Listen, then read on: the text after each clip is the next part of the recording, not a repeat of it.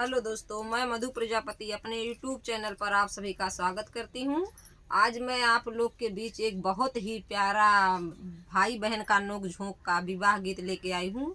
मेरे चैनल को लाइक share subscribe करना दोस्तों, और कमेंट में बताना गीत कैसा लगा। हम और प्रेमा दीदी दोनों जन मिलके गा रहे हैं। आइए सुनते हैं विवाह गीत। भैया के प्यारी बहनी चिठिया जे लिखली, अरे चिठिया जे लिखली, अरे आया भैया हमारे के देश रे लालनमा, अरे आया भैया हमारे के देश रे लालनमा।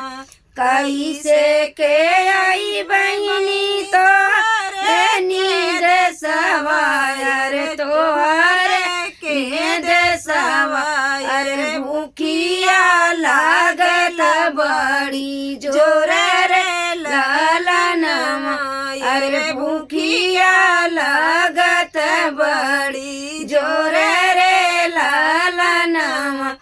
परग परग भैया होटल खोलई बई हो, परग परग भैया होटल खोलई बई, अरे खाता ही कत चल आया रे लालनमा, अरे खाता ही खत चल आया रे लालनमा।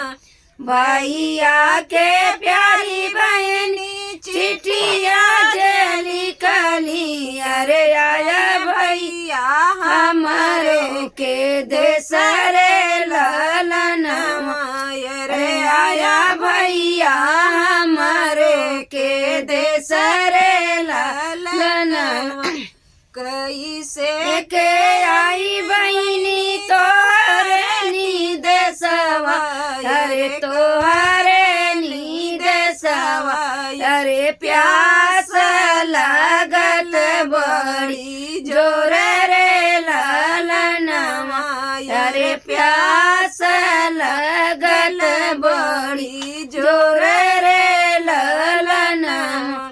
परग परग भैया मारा बसई भैया, अरे मारा बसई भई, अरे पीतई पीत चला आया रे लालनमा, अरे पीनिया पियत चला आया रे लालनमा। भैया के प्यारी बहन चिठिया जे लिखली, अरे चिठिया जे लिखली, अरे आया भैया हमारे के देश रे लालनमा, अरे आया भैया हमारे के देश रे लालनमा।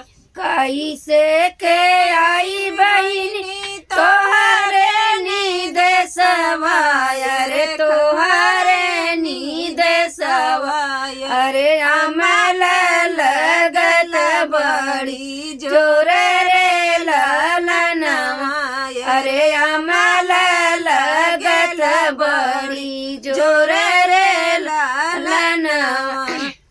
परग परग भैया बरई बसई भैया, रे बरई बसई भैया, रे पनावा कूचत चला आया रे लालनमा, अरे पनावा कूचत चला आया रे लालनमा।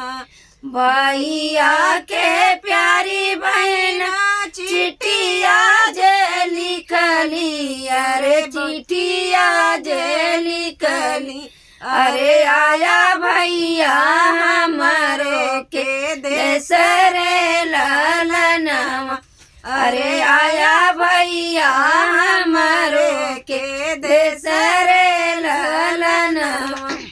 कैसे के आई बहनी तोहरे नींद सवाय, तोहरे नींद सवा अरे नीदिया लागत बड़ी जोरे रे लालनवा अरे नीदिया लागत बड़ी जोरे रे लालनवा परग भैया से जिया लगई भैया रे से जिया लगई भैया अरे सोवत सोवत चला आया रे लालनवा अरे सोवत सोवत चला आया रे वीरनवा भैया के प्यारी बहना चिट्ठिया जे लिखली अरे चिट्ठिया